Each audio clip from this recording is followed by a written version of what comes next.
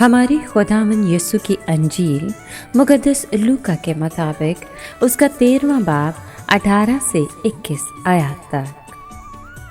एक दिन यीशु ने कहा कि खुदा की बादशाही किसकी मानद है, मैं उसे किस से तशबीह दूँ।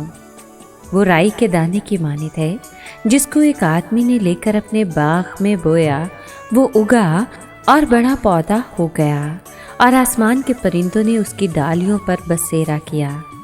यीशु ने फिर एक बात और कही, मैं खुदा की बादशाही को किससे तशबीह दूँ।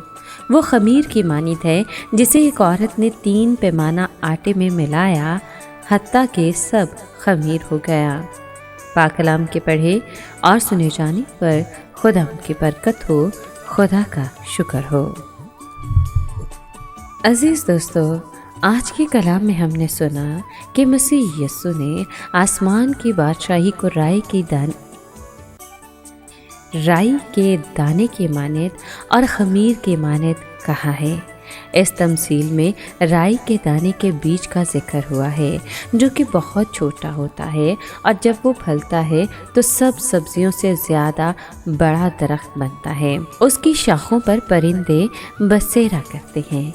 इससे मुराद खुदा के कलाम की वो ताकत है जो आपको ऐसा शख्स बना देती है कि लोग आपकी ज़िंदगी से बरकत पाते हैं।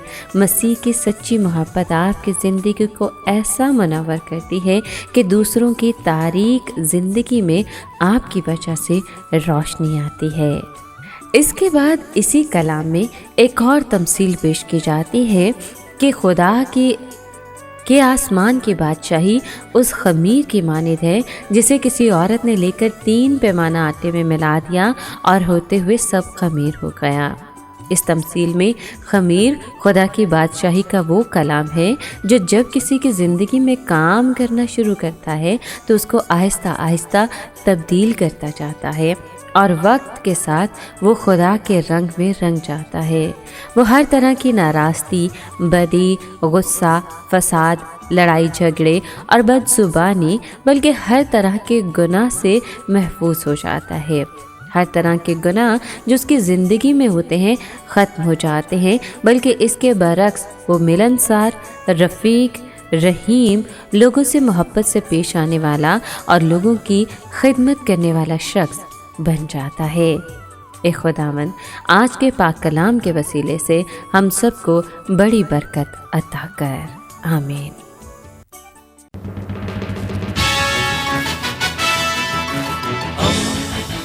दोस्ती का पैगंबर, रेडियो वेरितास एशिया।